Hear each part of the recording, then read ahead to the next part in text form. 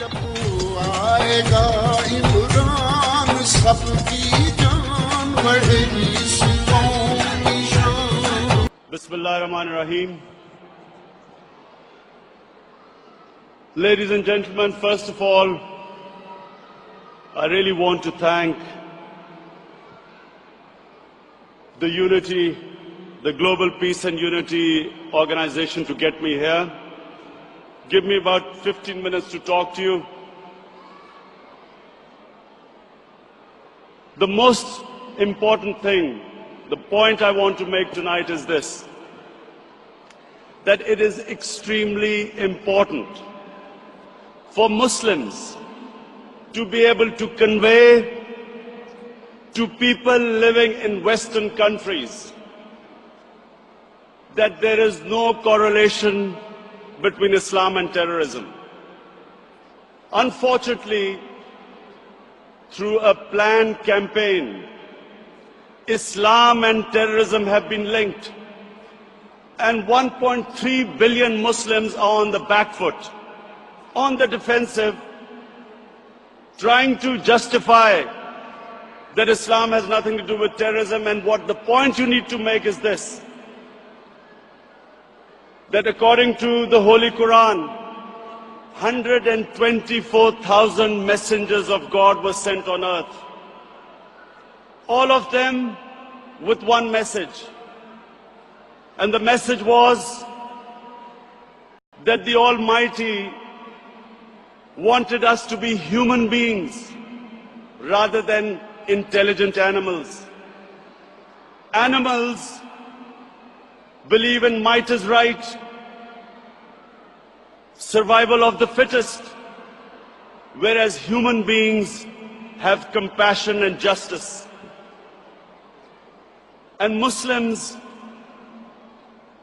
were supposed to be and should be the community that should be compassionate and that should believe in justice, just like every messenger of God to every human community brought the same message.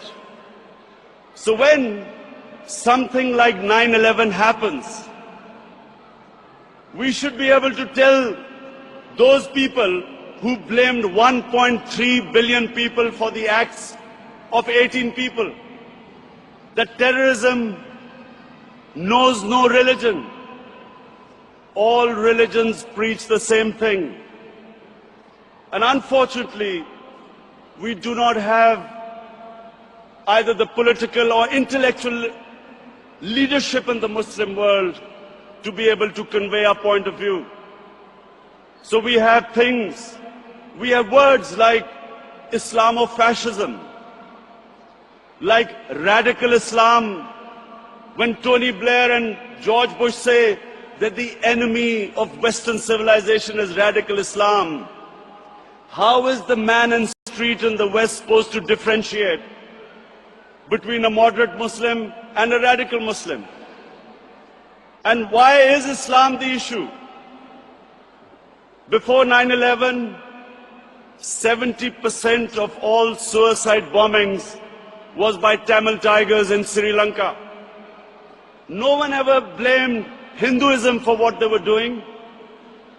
No one ever said that tell the Hindu priests to tell them that suicide bombing is not part of Hinduism. So why were we on the defensive? How is suicide bombing anything to do with any religion? And unfortunately, because we did not have the leadership, and because sadly in the Muslim world, there were people who played along the game, called themselves moderate Muslims. We had military dictators, in order to get Western support, called themselves enlightened moderates,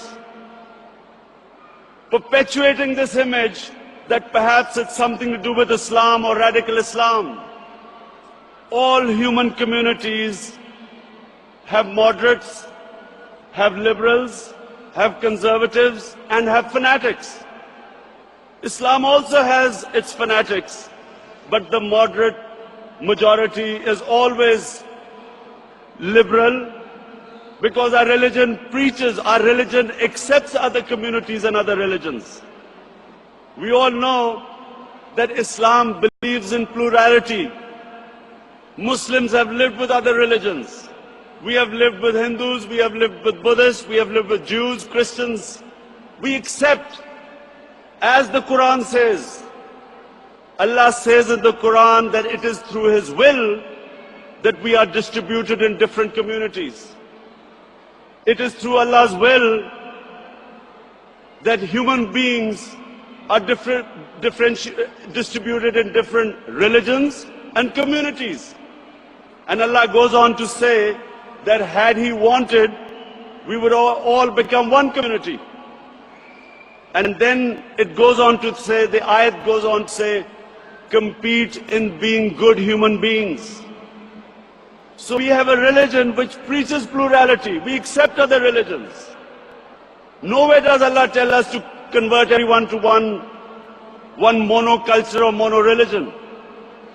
And all we are asked is to be better human beings, compete in being better.